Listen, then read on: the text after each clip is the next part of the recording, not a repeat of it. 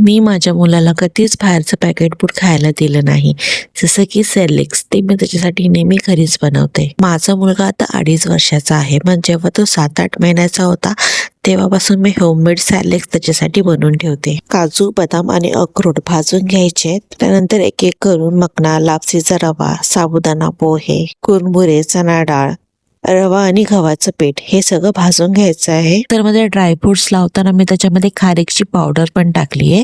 तुमच्याकडे खारीक असेल तर त्याचे तुकडे करून थोडेसे भाजून घ्यायचे. ड्रायफ्रूटची पावडर करून घेतल्यानंतर बाकीचे सगळ्यांची पावडर करून घ्यायची.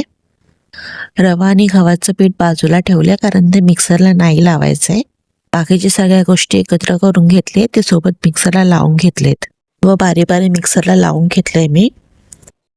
सगळ्याची पावडर करून घेतल्यानंतर एकदा पूर्ण मिक्स करून घ्यायचं आहे आणि चाळणीने चाळून घ्यायचं आहे. मी हे नेहमी जास्त प्रमाणात बनवते, म्हणजे मला हे 1-2 महिने आरामात जातं.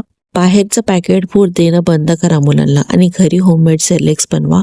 एअरटाईट डब्यामध्ये बंद करून ठेवायचं आहे. कसं सेरेलॅक्स बनवायचं ते पण मी तुम्हाला दाखवते. मग सेरेलॅक्स घेतलं, त्याच्यात नॉर्मल पाणी टाकले, दुधामध्ये पण तुम्ही हे बनवू शकता. थोडंसं गूळ आणि 1 चम्मच तूप टाकून 5 मिनिटासाठी हे कुक करून घ्यायचंय. ते तुम्ही फ्रूट्स मॅश करून देऊ शकता किंवा क्रश करून देऊ शकता. सुपर फूड होममेड सेरेलॅक्स तुम्ही पण नक्की ट्राय करा आणि आवडली असेल रेसिपी तर नक्की लाईक करा. थँक्यू.